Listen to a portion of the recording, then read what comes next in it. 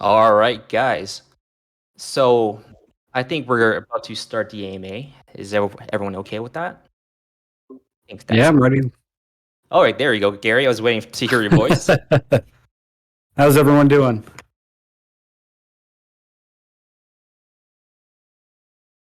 I think that's a pretty good Is sign. that a People are cue doing for pretty us to say well. hello? I guess so. All How's right, everyone doing perfect. tonight?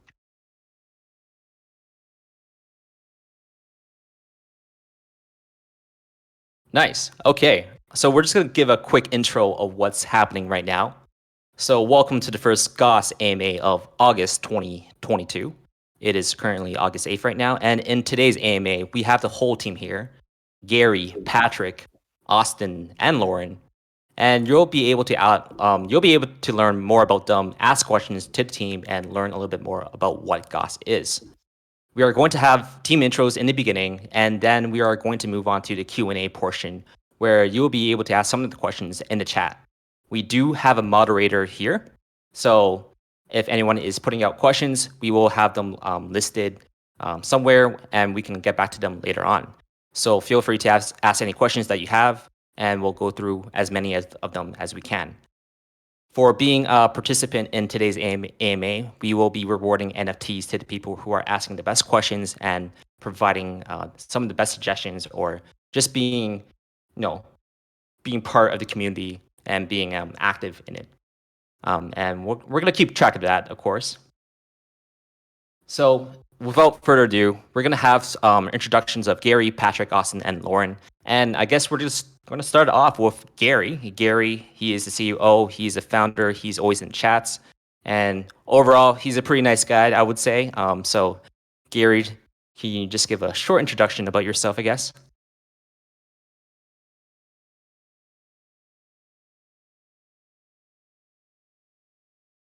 Alex, tell him to unmute. You know how Gary is. Oh, I think Gary is on mute. There we go. There we go. Hello, Gary. I have multiple Discords open, and I was trying to unmute it in the wrong Discord, apparently. No worries. That happens all the time. Yeah, so I think most of our community has heard from me a bunch. You know me. I'm Gary, our CEO, semi-technical co-founder, the guy with the vision. What else? Started my first business at 12. You've heard that before. Marine veteran. You've all heard that before. Yes. If you hear thunder in the background, that's because it's storming out. I don't know if that's picking up. Can you hear that or not? Nope. I think your audio is pretty good on your side so far. New mic is doing great then. Yeah, I've known everyone else on the team for more than a decade, worked with everyone in various capacities.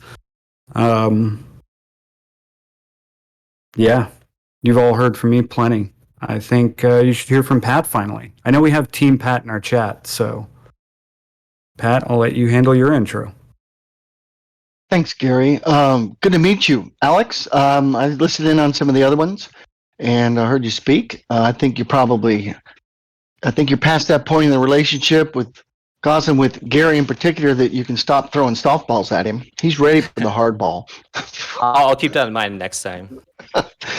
Yeah, he's a good guy. I have known him for actually quite some time. I think, Gary, it might be closer to 2 decades plus. Well, yeah, you and I have known each other for a long time. Yeah, it's he's a young man who went to school around this area in Northwest Florida in Gulf Breeze and left in the military and found his way to Atlanta. I lived in Atlanta and worked there. My first job out of college was with Deloitte, the global CPA brand. I worked with them for several years in their private company advisory services group, left them to work in defense and aerospace, engineering firms, manufacturing firms, and went on from there to become a serial entrepreneur myself, having been co-founder or advisor to about 10 startups at this point in life, and enjoy technologies. I'll just join my 2 cents to kind of, Alex, pardon for the redundancy, but I'll say that the recent explainer video that's out from the team is a really great overview. My my focus is primarily in control systems and in trusted systems. So it goes with my first startup, which was cybersecurity for the Department of Defense agencies and the civilian intelligence community. So I'm not an intelligence person, like as in a top secret guy. I'm just a person who helps make things happen from a financial and back office point of view. That's a little bit about my background. Gary, did I leave anything important out, or have I once again said too much? I don't think you could ever say too much. And I think you've been around that community long enough that, things that can't be said aren't said. So that was great. All right, cool. Thanks for the time, Alex. No problem. I'm sure the people here, the audience today, will have some questions later on to you, Patrick. Have you seen his LinkedIn or any of his prerequisites? He has a long list of stuff. So if anyone has seen that, you can shoot your shot at Patrick and see what he knows and what he's up to, I guess. So next on the list, we have Austin. Austin, is your mic on? Yeah, I'm here. There we go. Okay, Austin, can you give a quick introduction about yourself? Absolutely. Hey guys, I'm Austin, the CTO for Gauss here. So I'm obviously the tech guy on the team. I've done pretty much all of, or any sort of technical anything for this company so far, probably except for Discord. Lauren pretty much handled that on her own. So I started coding when I was in middle school. I was very fortunate to go to a math and science magnet school. So we were doing robotics and flight and a bunch of other things and coding, doing sort of modeling, building bridges all in middle school. So my coding experience got started really young. I got my first certificate in C++ when I was in high school before I graduated. And then kind of took a hiatus on the technology side for a little bit, and I started studying biology. I wanted to be a biomechanical engineer. Spent some time in that, and kind of sort of stumbled upon cybersecurity and really fell in love with it. So got my cybersecurity engineering degree back in 2021 or the middle of 2021. And right after that, Gary kind of approached me, wanted me to be the lead dev on the project, and one thing led to another, and here we are. As pretty much everyone else on the team, I've known Gary for years, probably about 10, and worked with him in numerous capacities. He and I both worked in the festival industry for a little bit, doing management, back end kind of stuff, making sure everyone's doing their job and what have ye. I think that's you about make it. that sound so easy. Well, I mean, we could spend an hour on that conversation alone, but Perfect. Thank you, Austin. And next up, we have Lauren. So Lauren, I think there you go, you're unmuted right now. So Lauren, welcome to the AMA. And let's give a quick introduction about yourself if you can.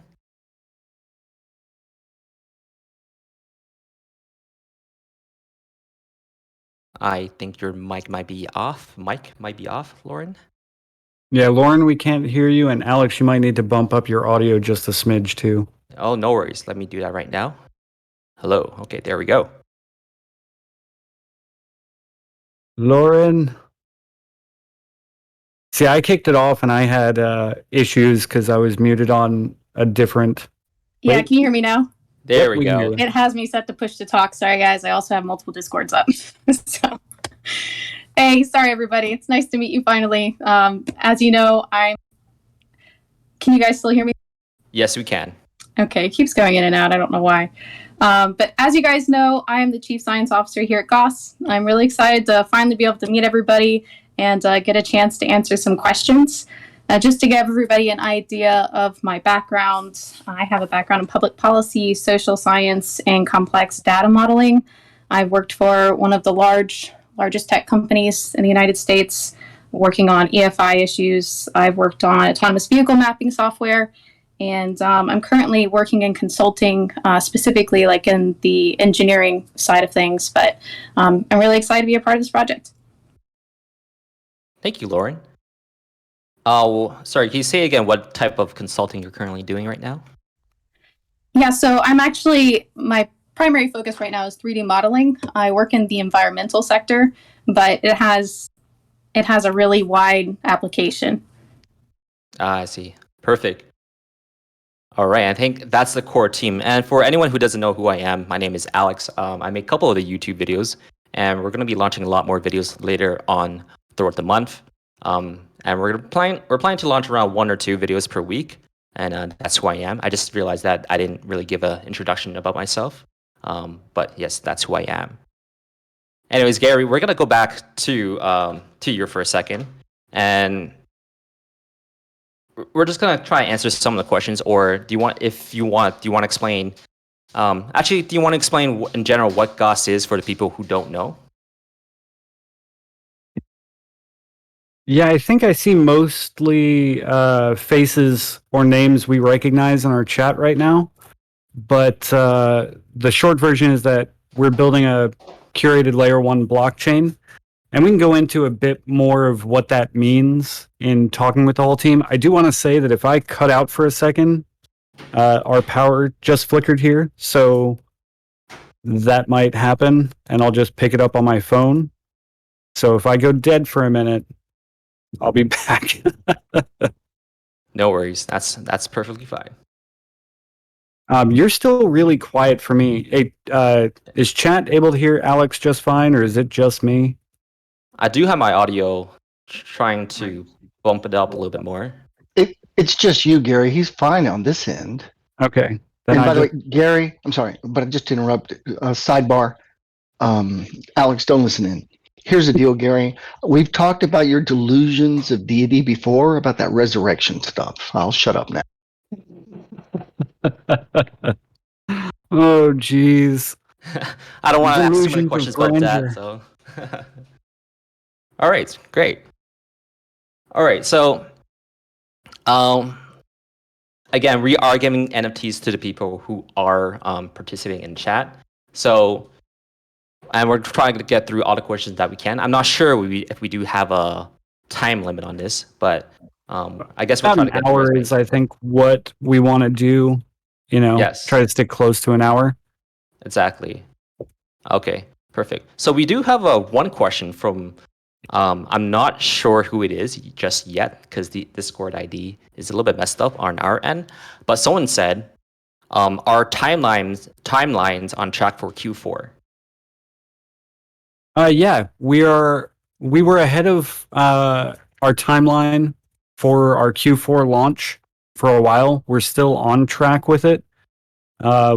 Realistically, the biggest chunk of things that we need to get done for Q4 launch right now are the final fit and polish, the UI UX design of the swap marketplace, things like that. Most of the back-end stuff's already done. Austin can talk more about that. He has handled all of our back-end development. So, did you want to talk about? Yeah, sure.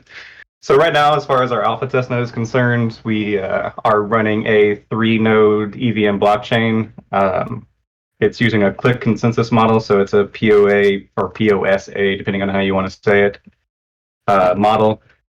With that, we do have an open source block explorer, which right now we're going with Block Scout, but I've already contacted Etherscan, and we're in continual talks right now to have them hop on and be our native blockchain explorer once we do launch our mainnet in Q4. And as far as the swap, we're using a cloned version of PancakeSwap, which again is also open source. And the reason we're going with that is because PancakeSwap has its own NFT marketplace built into the swap. So we don't have to have a separate NFT marketplace. Kind of just makes it easier for getting launched soon. And also just purchased a couple more servers. We're going to be migrating the alpha testnet over to our beta testnet, which hopefully will be live and more or less public here in the next month or so. So it's coming right along.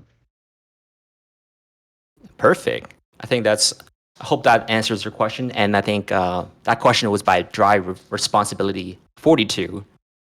Thank you for that. Another question that we have. This is a little bit long one. This is by Sometimes Logical. And he or she said that I understand how some of the incentives for Gauss blockchain is being a safe and curated space and that you guys are helping with tokenomics when you onboard projects. But besides that, are there any other incentives for bringing more builders teams to build on top of your layer 1, as the quantity and quality of the projects will dictate the success of the gang token and overall projects? So a bit of a long one.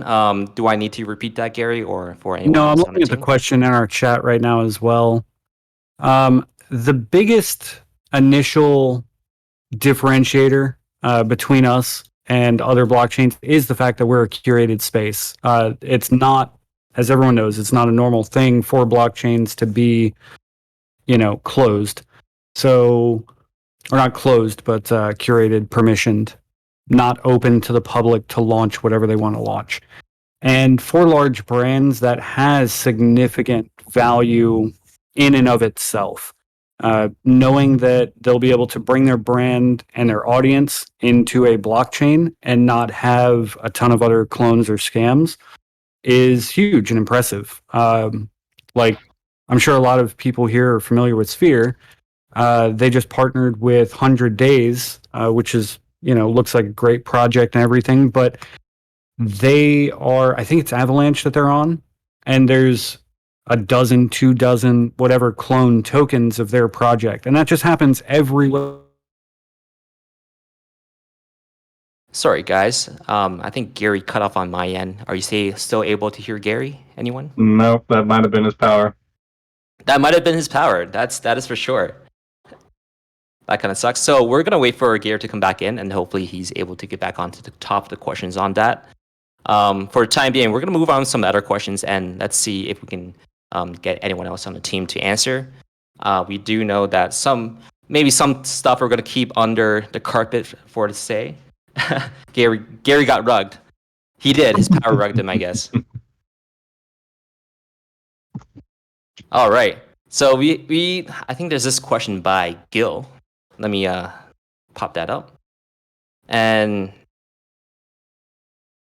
let's see what he says. So Gil, Gyll, he says the DeFi space is evolving at the speed of light with innovative use cases springing up like mushrooms. What are your plans to ensure that when Gauss launches, your use case will be still innovative? I'll go ahead and tackle that. Okay. So, go for it. I mean, one of the best things about being a layer 1 is that we have, or rather the area in which we're trying to go into is that we have multiple use cases. We're not really trying to shoehorn ourselves into any one sector. So our use cases will grow as Web3 technology grows because we can continually build on top of it. And being a small team, we can continually upgrade and advance our current technologies. So we don't have to wait 5 years for Ethereum 2.0 to come out, if we need to keep up with current technology. Right. And for those who don't know, Ethereum 2.0, I don't think that's going to come out anytime soon. So that's going to be a while for something like that to happen. So I see Gary on chat. Gary, you are in I'm back. the stage. There we go. Oh, no. Gary, did you just get rugged? Yeah, by the power. The storm rugged me. I see. So I think you cut off a little bit. I'm not entirely sure where you left off, but if you remember correctly, or do you remember where you left off, or we might need to just go back to the question about what drive responsibility said? Or no, that was sometimes logical. Sorry. Yeah, sometimes logical.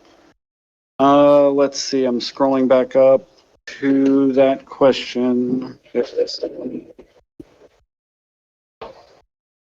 Okay, so in summary, at the end, he was basically asking what our plan of attack is to attract big brands and whatnot.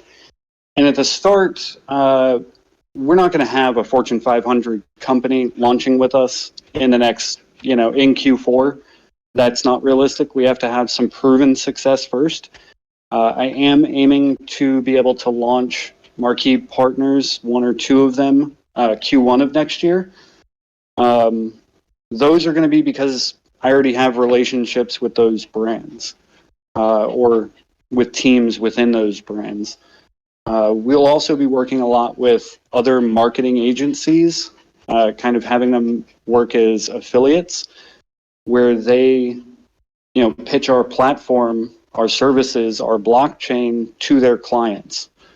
So those, and we've had a number of conversations with marketing agencies that are very interested in being able to pitch this to their clients because they have clients that want to explore this space a bit. I see. Perfect. And hopefully, Gil, that answers your question. If we do need to follow up, that'll be great. And I think this goes on to another question that that goes on pretty well. So James, I'm just going to call you James for now. He says, who are some of the companies lined up, and how big do you expect them to be?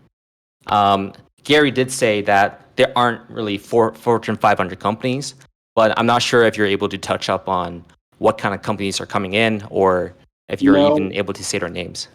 Yeah, so ones that I've spoken with and ones that we have connections with, until we have ink dry or an agreement between them and us that we can announce those, we can't announce it. We don't even want to, hint really at who they are or who they might be, and that's just bad business practices.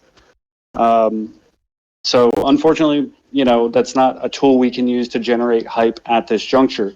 I can say that some people have figured out some of the potential marquee partners that we're looking at just because they've looked at our connections and guessed, and some of them fairly accurately. So, Cough, yeah, retweets. unfortunately, what's that? Cough, retweets. Yeah, so, I mean, things like that, but yeah. Yeah, so if anyone wants to do a deep dive on the Gauss Twitter, you might be able to find some hints on who potential clients are or who's working with the ecosystem.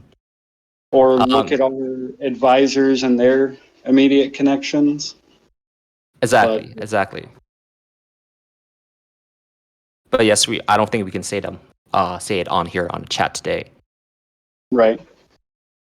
So we got another question by Drive Responsibility, and he might have said this before, and I think we said this in the past, but his question is, Sphere Finance is doing cross-chain builds for DeFi projects. They are on Polygon. Have you heard of them? Any opportunities to explore what they can build for you and your blockchain? So that's a very funny question, actually. But I think Gary or Austin can answer that question. Yeah, I can take this one too. So Sim and I have had many conversations. At the minimum, they will be launching Dystopia, likely Dystopia and Penrose, whether they're the same project, same name, or rebranded, and that's another one they're spinning up under themselves, then that's their decision. We will launch many, or they will launch many of their projects. I'm not sure that we'll be going 100%. I don't know how much it makes sense for us to offer, bonded loans and things like that within Gauss at this juncture. But there will be a number of things that they do launch and are able to launch. Perfect. Just to add up onto that, I think Sphere did announce that Gauss is one of the first layer 1 blockchains that are incorporating some of their tools that they're using. So that would be Dystopia and also Penrose itself. That is going to help, exactly. So that's going to help build liquidity into the ecosystem. And I think that's the extent of where the Sphere Finance partnership is coming to. So, but to Drive Responsibility's question, yes, we have heard of Sphere Finance. I think they are a pretty big project that's on the Polygon right now, and they are moving cross-chain to all these other chains and themselves. But yes, we do know who they are. All right. I saw another question over here by Drive Responsibilities that I'll just go ahead and tackle real quick. Go for it. He was asking about the curated aspect of the Gauss chain and whether we think that would be a concern for potential partners or projects hopping on because of the curated requirements. So our very first and major partnership is with Sphere, which is largely a DeFi project. So that being the case, I don't think that's going to be a huge deal. But there are going to be projects and teams that don't want to join the curated aspect of the Gauss chain, and that's okay. There are DeFi projects and blockchains that are there for that reason.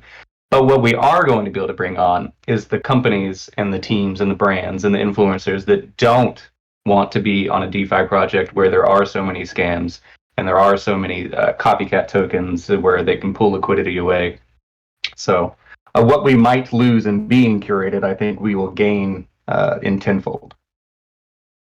Yes, and I totally agree with that. I think in general, crypto DeFi, it's pretty unrestricted. Anyone can launch whatever that they want. But the thing with Gauss is that because it is a curated system, it allows a space for people to be to launch, to just be vetted and audited. So people who are coming into the blockchain will know that will know exactly what is being launched, and they would know that this isn't fake. And I think that aspect will, although it might seem a little bit negative at first, is really a benefit, to be honest. Absolutely. All right, I'm trying to go through some of the questions here. So we have a question by Sometimes Logical.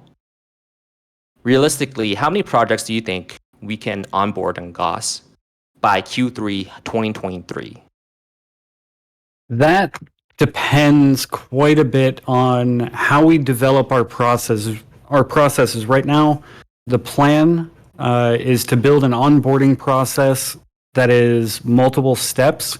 So the very first step would be like a very coarse sieve where we're able to rapidly weed out a lot of the chaff, because we're going to have also, we've already had a number of projects reach out that don't make sense to launch on Gauss. And that number will only increase over time, especially once we announce some marquee partners. So as a number of how many we could launch, 1 to 200 potentially by Q3, Q4 would be a realistic goal, in my opinion. I see. I think 2023 is still, well, it is getting pretty close by, but Q3 2023 is still a long way ahead. Yeah, it's a year out. Yeah, so crypto in general moves at light speed. Anything can change pretty instantly. We had DAO season, we had node season, so right. And I think just real quick on that, like one project that I'm talking to, they have 3 separate games in their ecosystem already that we might be able to move to Gauss end of Q2, beginning of Q3, somewhere in that ballpark. So I think a number of those that come over, that'll end up being more than one at a time for some.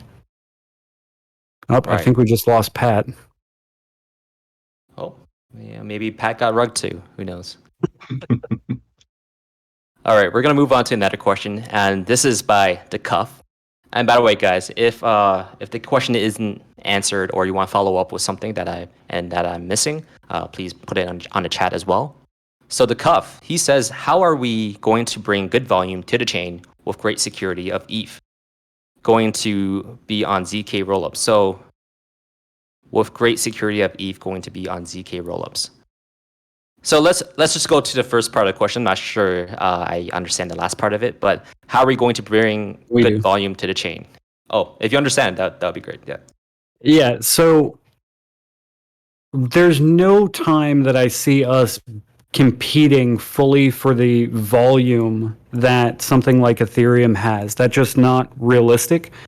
Anyone and everything can launch on Ethereum without question, delay, or whatever, right? Being a curated ecosystem offers a lot to our partners, but it also, we are going to be turning away a number of potential projects for any number of reasons. So we inherently aren't even competing for that same level. However, 5-10 years down the road, let's say that we get 50 of the Fortune 1000 companies. 5-10 years down the road, I think that volume looks different with mass adoption. Ethereum's still going to have tons of volume. Bitcoin will still have tons of volume, but it'll be at a different scale, in my opinion. Also with gaming, that's going to be a big focus of ours, is blockchain gaming. And I think that again, 5-10 and more years out, will start to look significantly different in terms of volume. The second part of that was about ZK rollups and Ethereum security. Ethereum security, the strength of it, and Austin can chime in here too, is in their decentralization, right? The problem with some decentralized chains is that, or some centralized chains, is that they've lost control of central nodes and things like that. That is the, problem. I think we have that handled. I don't know how much we want to talk about it publicly, what our plans for our security are. Austin can speak to that specifically if he wants. I mean, generally speaking, I'm not really going to go over too many of our security, protocols. But with that being said, it really comes down to the consensus algorithm. With Ethereum being a proof of work, it is inherently pretty strong and fault tolerant against a 51% attack. Now, a lot of centralized exchanges use other consensus algorithms. I think it's IFBT. I might have had those those letters in the wrong place, but that particular one, while being faster and also supports permissions, is not fault tolerant to a 51% attack, whereas Click, which is a POS, consensus algorithm, is fault tolerant and is the fastest while still maintaining a high level of security. I think if that answers the question, and hopefully it does for the person that asked, I don't know who asked, I kind of want to take this over for a second from the Q&A and talk with the team, because we haven't had much from Lauren and Pat yet. So Lauren, you and I have spoken tons and tons and tons about our future plans, and I'm sure for a lot of people it seems odd that we have, a CFO and a CSO on board this early. My opinion, it's speaking toward what we are building at in the future. Do you want to at all talk about our future research plans and future charity plans? Because that is an area that you're going to be heavily involved in, Lauren. Yes, definitely. Let me make sure my mic's actually working correctly. Can you guys hear me? Yep, working great. Awesome. Sorry, guys. It seems like I had a push to talk, and that doesn't seem to work on the iPad. But anyway, yes. So what we're actually planning on implementing here at Gauss is we're trying to add a new way of making the Web3 environment transparent for users and for people who develop tokens on the blockchain. And I also am hoping that we can use the same kind of transparency models whenever we launch our charity in the next 6 months here at Gauss. Gary and I are very, very, very excited about how our charity can be used to help the... I'm sorry, it looks like my mic's... I think she just Yep, cut out you for cut a out second. again. Did you turn push to talk all the way off? Yeah, can you hear me now? Yep. Yeah, we heard you before, so you were doing great. Sorry, guys. So yeah, our charity fund is going to be broken up into several parts. So we're trying to have a heavy focus on co-ops, grants, urban development, and targeted areas. I'm hearing some feedback, Gary. Is your mic on? It is now. Oh, okay. And all of us on the team, we come from humble beginnings, so we know that specific opportunities lead people to where they are today, which is why we're wanting to create this charity in the first place, because we want to provide solutions both on a micro and macro scale that, as I said previously, will be able to use the same transparency models that we're using at Gauss. This is really important because a lot of nonprofits, NGOs, they have a tendency to influx a lot of money but tracing where it goes is often difficult to actually do in real time. And I'm hoping that that is something that we can implement both on a financial side and as far as like a research side. So any kind of research projects we're actively running will be able to be something that people can log on, see what we're doing moment by moment, see where funds are going, and see why we have certain research initiatives we're excited about.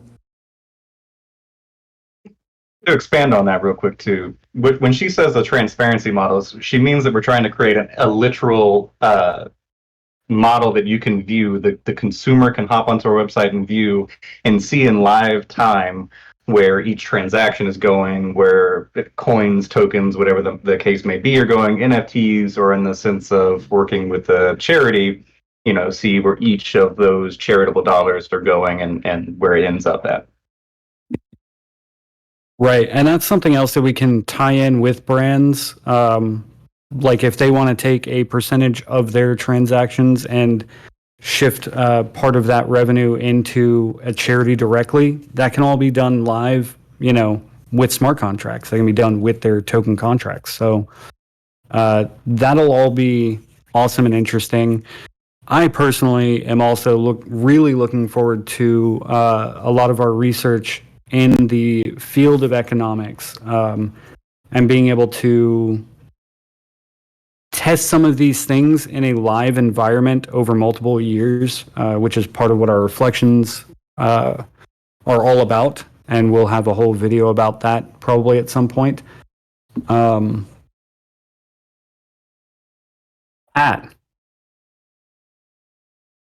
are you here?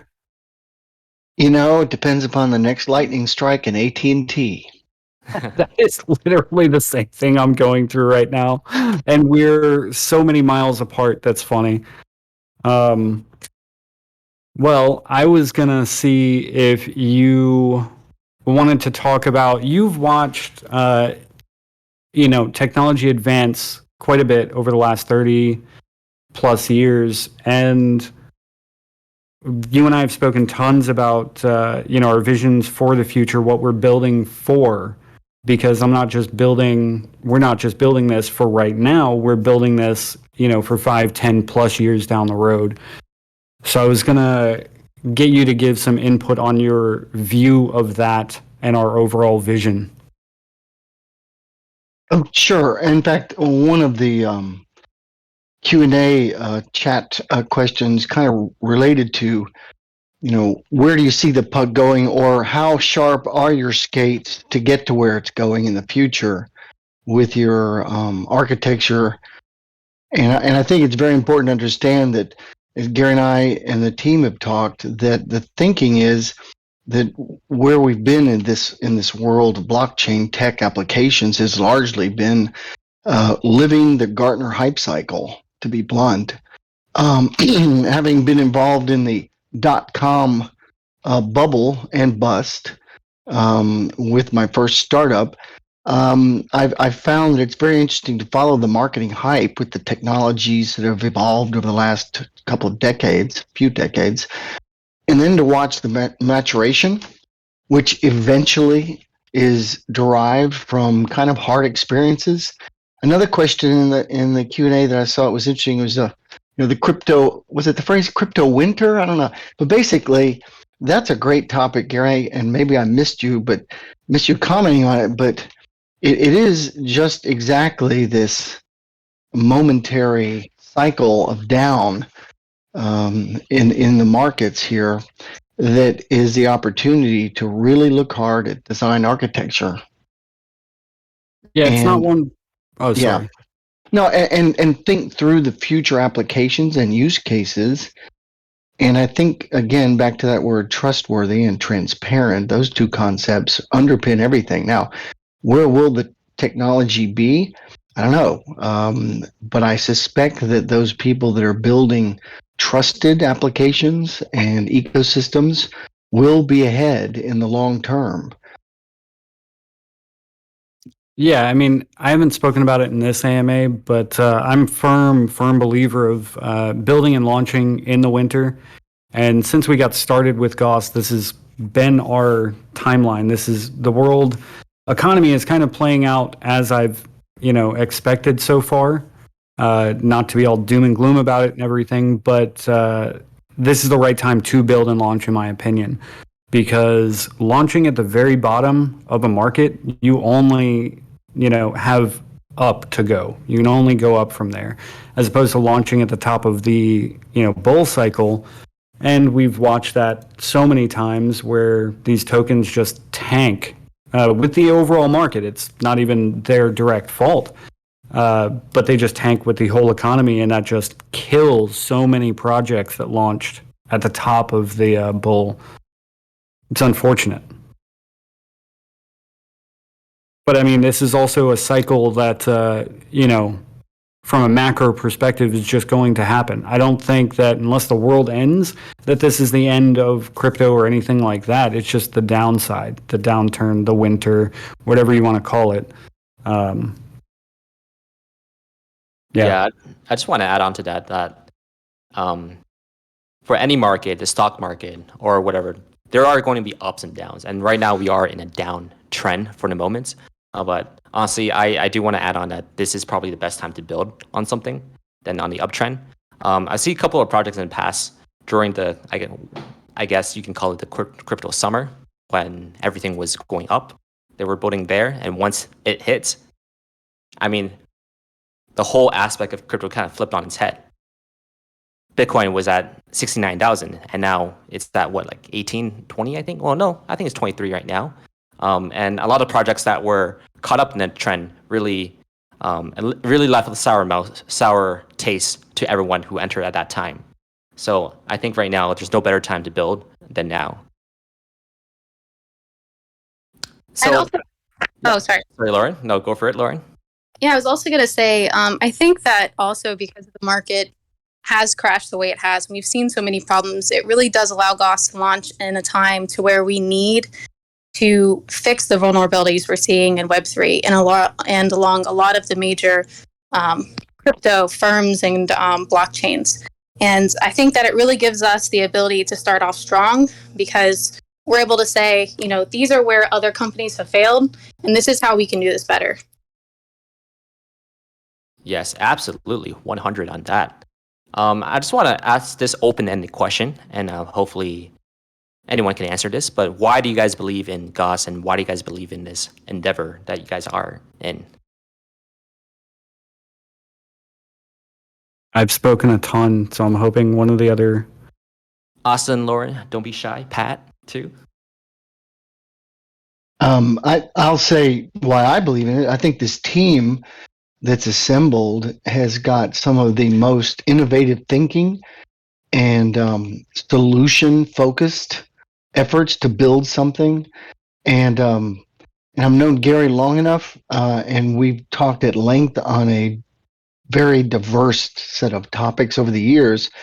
And he is absolutely one of the smartest guys I know. We actually worked together once upon a time in an entertainment and digital media marketing technology startup that was just very creative and innovative. And I found him to be just a great addition to that team. So I'm just really pleased to be a part of this one. Austin, did you want to chime in? Sure.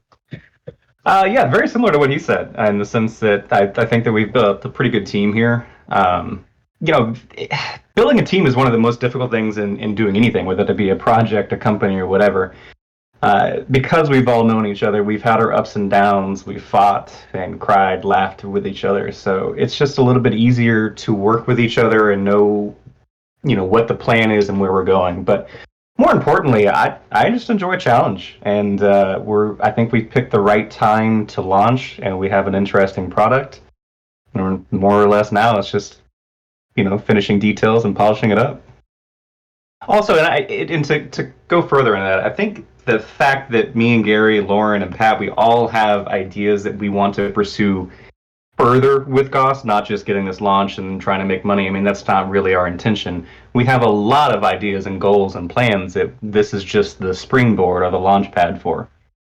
So Right. I think we have solid, I've said this before, solid value vision alignment.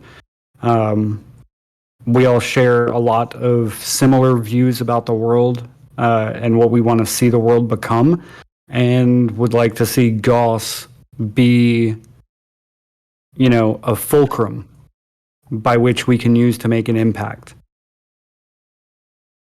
And kind of working off of what they both just said as well, Gary, just as a CEO, he's definitely someone that works off of a vision. He doesn't just see dollar signs and run towards them. He actually aims to build something different, and he's open to innovative solutions, which I think a lot of larger CEOs sometimes lack. They have a tendency to pigeonhole themselves into one market and don't want to see other people's perspectives or the option that they could actually grow into down the road. Just to add on here, You're going to make me cry. Please don't. This is recorded. I wanted to step in, and I saw a couple questions I wanted to answer real quick. Sorry, Alex. Yes. No, of course. This is so somebody asked about gaming on Gauss. Yes, there will be gaming on Gauss. We have a lot of big plans for that. We want to launch a DAO that'll end up running the entirety of the gaming ecosystem, or all games within the ecosystem of Gauss. So they would handle a lot of the onboarding, a lot of the oversight and management, a lot of the tokenomics review for those games.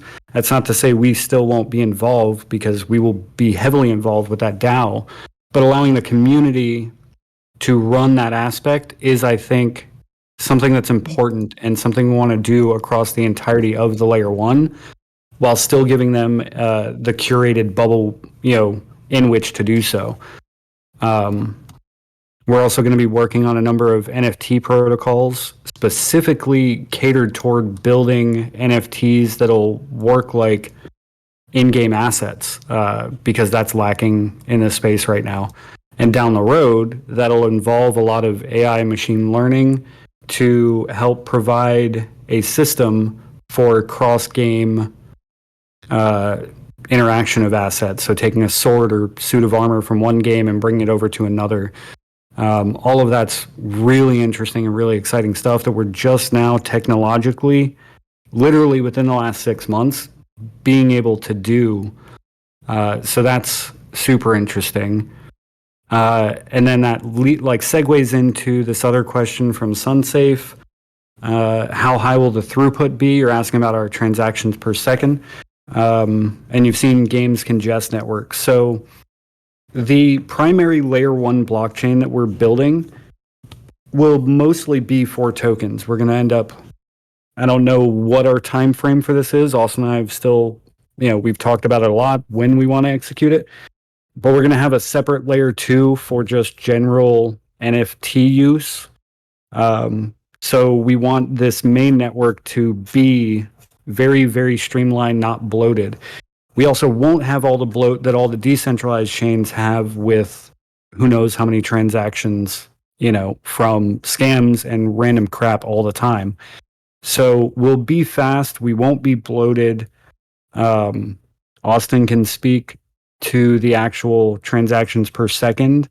But before he does, I want to say that we have the ability as a Layer 1 to launch Layer 2s for games and for their ecosystem. So that one project that I was talking about earlier, they have 3 games. We're already talking with them about launching a Layer 2 on Gauss that'll be their whole ecosystem. So all of their tokens and NFTs will be housed there, but be interoperable with the entirety of the ecosystem. So all of that speaks to long-term capability of not being congested, of being fast, of having low gas fees. Well, some alpha that just dropped right here.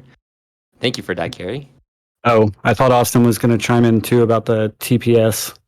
But you really answered everything, man. Even down to the fact of having a Layer 2 for games. There will probably be one Layer 2 for most games, but if a large game comes in, potentially like say a Minecraft clone or whatever the case may be, that would obviously require its own Layer 2. Right. But as far as the Layer 2s are... Go ahead. I was going to say things with a lot of on-chain transactions, which is what we're building toward and what we're long-term going to be trying to solve for. Yeah. And as far as the layer twos are concerned, I think we're probably going to do something similar to what Binance has done.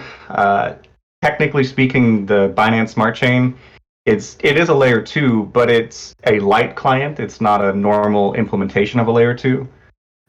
So it runs a little bit quicker, less gas fees, all of that, and it runs on top of the main chain. So as long as the main chain is solid, we have a good foundation with decent speeds, a light client on top of that will run considerably faster. Right. With less gas fees. And our transactions per second, did you want to put the number out there? I already know what it is. I know we've mentioned it before. It's just so hard to quantify that because it entirely depends on the number of nodes as well as the consensus algorithm. Because we're going with Click, it's more dependent on nodes. Right, so with 3 to 5 nodes to start. Yeah. So 3 to 5 nodes, well, actually, we're going to start with 5. With 5 nodes, we're looking at close to 5,000 TPS, transactions per second. But realistically, we won't be staying at 5 nodes forever. So up to 50 nodes, we're still within 1,000 to 2,000 transactions per second. Right. And that's, I mean, to put that in perspective for anyone that's not familiar, Visa uses at peak 1,700 transactions per second. I think a lot of blockchains focus entirely too much on transactions per second because it's a vanity metric. We're lightning fast. We can do 100,000 transactions per second. But wait, there's more. It's just, it comes off very QVC in their marketing, which isn't something that we're doing.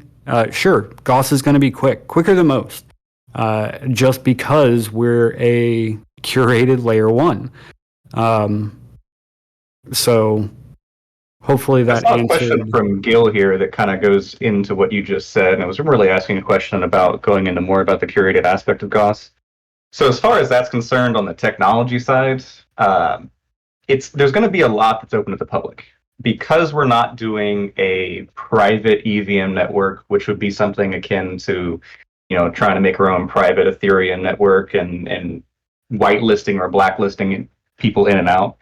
Because it's truly permissioned all the way down to each node and each wallet address, we can, as a company, decide who can create or deploy smart contracts, who can, go through an archival node, such as looking for blockchain explorers and stuff like that.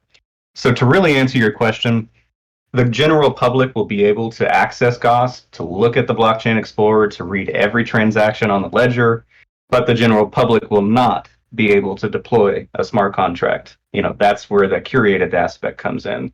So as somebody asked earlier what all that entails, that's going to probably start with probably not start with KYC, but eventually get to that point. As he said, we'll sift a lot of people out, and by the time it comes to moving on up in that chain, then we'll do KYC, then we'll do audits on their smart contracts, and only then would we actually finally launch a project on the chain. Right. Perfect. All right. Did you have more questions? We wanted to answer a few and talk, but I think we could spend, I don't know how much more time you guys have scheduled for it, but I'm good if you guys are for another 10-ish minutes of quick Q&A.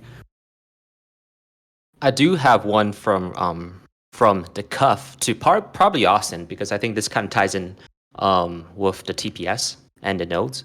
He talked about how do you move from proof of stake authority to proof of stake. So I think he was just talking about how it is run.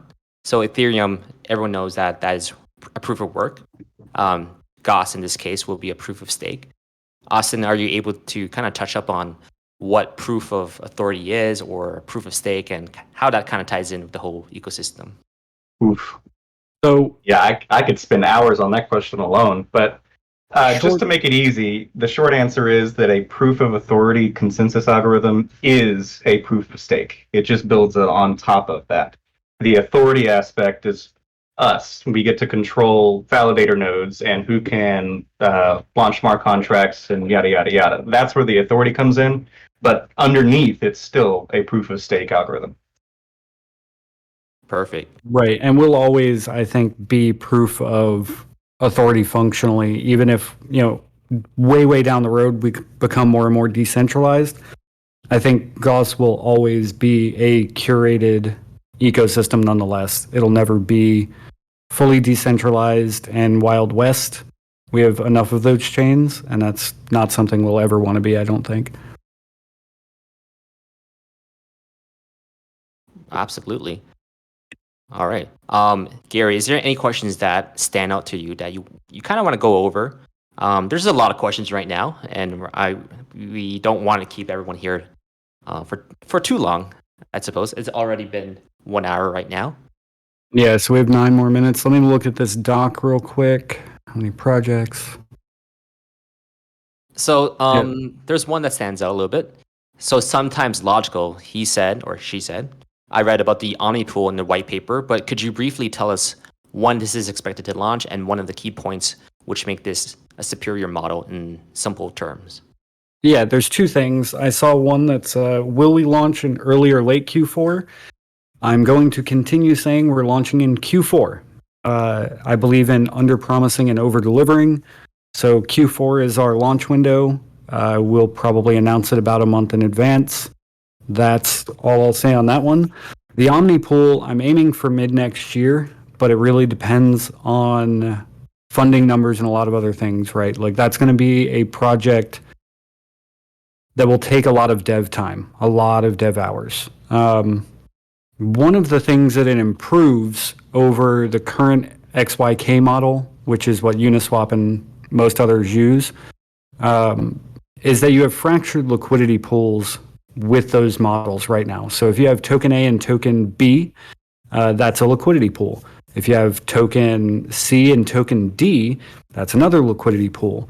To get from one pool to the other, you have to have an intermediary. You need a token A and D pool or a token B and C pool.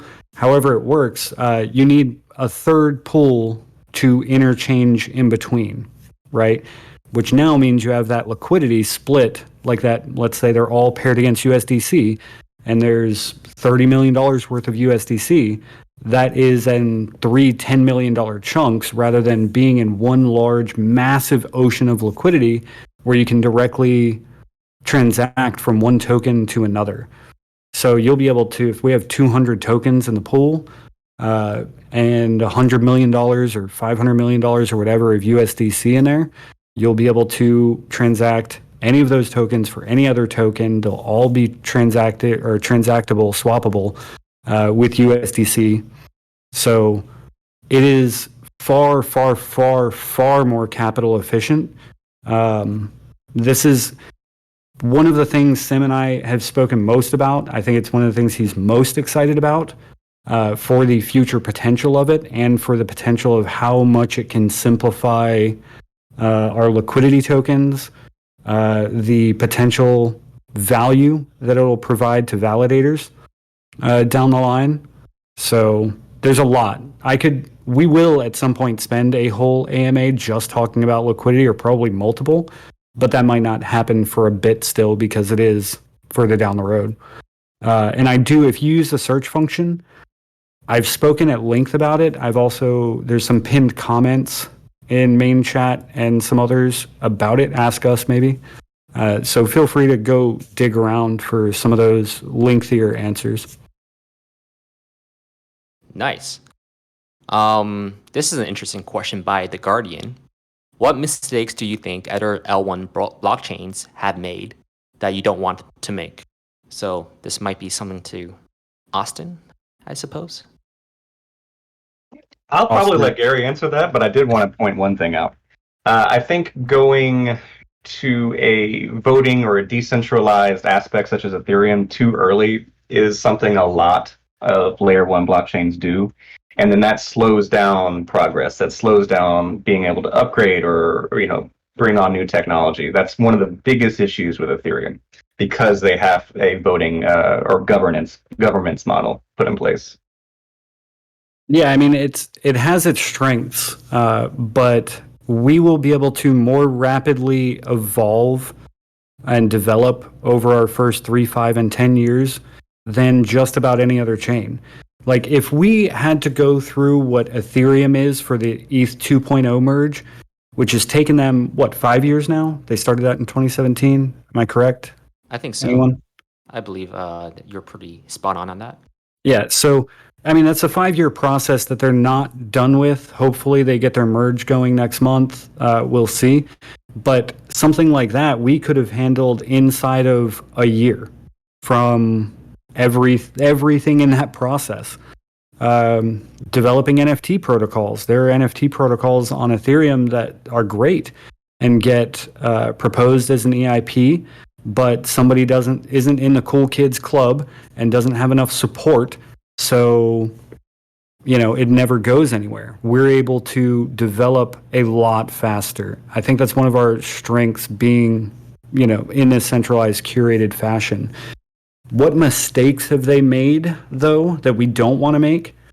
I think that planning anything in this space to be immutable beyond the blockchain itself, right? The blockchain is create read. It's an append-only database. There's no update, delete. That is the immutable part. The actual architecture of it should not be immutable, no more than any other video game or operating system. Should never be updated. And I'm not saying that none of them are updated. They're just not updated rapidly enough or to the degrees that they need to be. Like blockchain updates with Ethereum or Bitcoin are planned for half a decade and take another couple years to execute. And that is just so terribly slow with the rapid rate of change in this space. So that's my answer for that. Nice. Okay. I think we still have like maybe 5, 6 questions on Let's our pick page. some of the shortest. I don't know. Pat, Lauren, and Austin, do you want to stay for 7-ish more minutes, or do you want to end in 3? I'll leave that up to you guys. My day is open. I have time. You're good. Let me check with my dogs. They say it's okay. I was about to say your dogs and your supervisor. When's your boss get home? Shh. She'll hear you. She came here. She's here. All right, so yeah, we've got time for some more quick ones at the end. Okay. I think how many layer 2s by the cuff? As many as is needed? I think that would be the right answer for that. Yep. I think layer 2s are more specific for gaming. So, how many gaming companies are coming over, then I guess that's how many layer 2s there will be technically. Now, the question by Sometimes Logical: is there any possibilities to have any in-house built projects instead of outsourcing all projects to external teams to build upon Gauss? Oh, that's a great one. Yes, we will be developing a number of things in-house or working with another party to have it developed for us. With our NFT protocols, some of our earliest ways of testing those and showcasing what they can do will likely be games that we have commissioned to showcase that aspect of that NFT protocol. We're also potentially, before the end of the year, going to be launching our own contest platform, kind of an evolution of the Burn Sphere contest and a number of other ideas, which is going to be a platform we can use with our partners, and it can be used on other chains and whatnot too. But yeah, certainly we will be developing some in-house, but we really want other partners to, handle a lot as well, or develop a lot. He also had a follow-up question. This has to do a little bit about Sphere. Will Sphere be building any V33 DEX farming lending protocols from day one on Gauss? I'm not certain about that, and I have I don't want to say reservations. I'm not certain that the value proposition would be there from day one. It might be something we're able to explore next year as we have more brands and whatnot. Some of those the more fintech aspects of DeFi, but I don't think it's something we'll have from the start. That's not a hard no, not a hard yes, but I don't think so at this moment. There's a good one here from Burner RS. We have a program in place to help past successful projects migrate from another L1, L2 to Gauss. Yes, that is something that we're going to be doing with, I suspect, a number of projects over time. We will be there to help, every project that launches on Gauss. That doesn't mean that, Austin is going to spend 100 hours a day with, a lot of small projects. We will have processes and tools in place for as many as possible. And where it makes sense, we can roll out more individualized or bespoke solutions if those projects have that demand and the capital to do so. I like this question by Sporkman. What challenges do you see? What challenges do you foresee with growth, with having such a tight-knit team? That's an interesting one. There's a couple things that I think, and I'd like Pat's input here in a second, but there's a couple things I think that you can look at with most any startup being the largest indicators of success and failure. And I think one of the biggest problems with most startups is co-founder conflict. And we've, disagreed, butted heads. That's what projects or that's what teams do. Being able to communicate effectively, talk through them is important. And I think that we have enough rapport and trust and understanding of one another that we can communicate in ways that, a new startup team who's only been working together for 6 months could do. And as a kind of segue from that, timing is a whole other thing. I think his name's Bill Gross. He had a TED talk. I think it's Bill Gross about what he measured as the most common indicators of success, and of everything he looked at: team, capital, the concept and project and whatnot, timing. It ended up being that timing was the number one indicator of success, which is part of the reason I'm such a strong believer of this and have been for the year and a half that we've been building it, that this is the right time for it. It wouldn't have worked 4 years ago. And 4 years from now, if we don't build it, this will exist. Pat, though, did you want to follow up and answer with that? Because you've worked with a lot more startups. Right. That's a great question, though, because there is quite a bit of risk in scaling a team that was a core, tight-knit group of folks with shared a common vision and values. But I've had some great experiences and learned a lot from the good and the bad experiences. And, going from a team that I joined, 30 years ago, we had 30 or 40 employees. We scaled it to over 400 within 4 years. And building the tools, the architecture, and the processes and the technology back end, all that is very, very important. I would say that I am not the typical finance mind.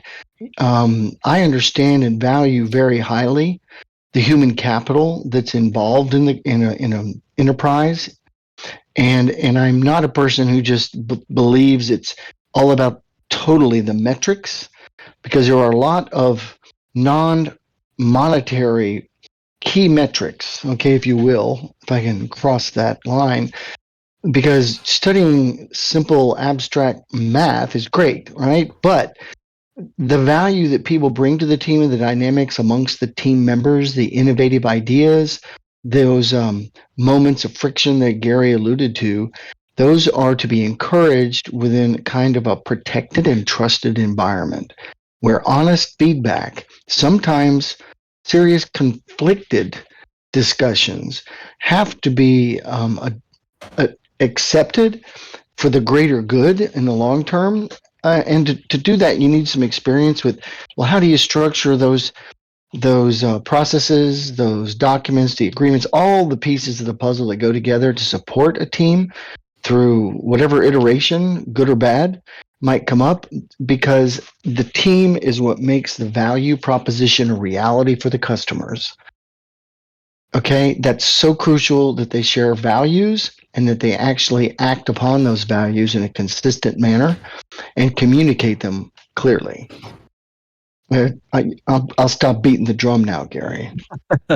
No, I mean, I agree with all of that, though. And I think so. I've led teams of hundreds of people myself, within the network of the hierarchy below me. In the Marine Corps and whatnot. The first time I ever led adults was that first company I started that was 26 years ago. I think Pat's experience, my experience in leading large teams or in working in large teams like that, in that sort of upper management executive capacity, is something else that you don't see in a lot of startups. I'm almost 40.